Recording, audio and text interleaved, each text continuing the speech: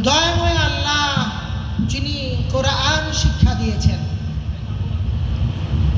আল্লাহ তাবারক ওয়া তাআলা তার এই দয়াময়তা, তার রহমানিয়াত, এই গুণকে কোরআন শিক্ষার শুরুতে যুক্ত করেছেন, বর্ণনা করেছেন। তার মানে হলো আল্লাহ তাবারক ওয়া তাআলা যার প্রতি দয়া করেন, যার প্রতি মেহেরবানি করতে চান, তাকেই আল্লাহ তাবারক ওয়া তাআলা কোরআন শিক্ষা দেন। সুতরাং কোরআনের এই শিক্ষা লাভ করা মহান রব্বুল আলামিনের পক্ষ থেকে একটা দয়া, একটা করুণা গ্রহণ করা।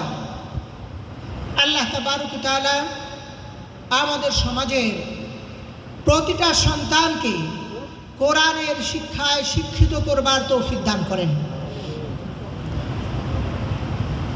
আজকের এই প্রতিযোগিতার যারা আয়োজন করেছেন তারা অবশ্যই ভাগ্যবান, যাদের অর্থায়নে আজকের এই প্রতিযোগিতা অনুষ্ঠিত হতে যাচ্ছে।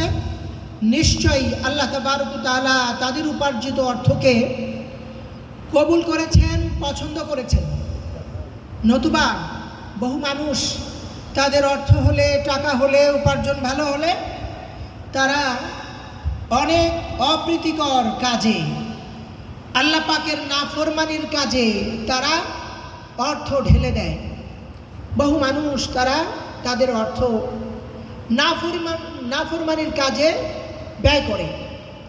তো নিশ্চয়ই যেই বান্দা তার উপার্জিত অর্থ দ্বীনি কাজে, নেক কাজে ব্যয় করতে পারে, এটা আল্লাহ পাকের তৌফিক, আল্লাহ পাকের পক্ষ থেকে এটা বড় দয়া এবং করুণা। আর সেই নেক আমল যদি কোরআনের প্রতিযোগিতার বিষয় হয় তাহলে তো নূরুন আলা নূর। আসলে বুখারী শরীফের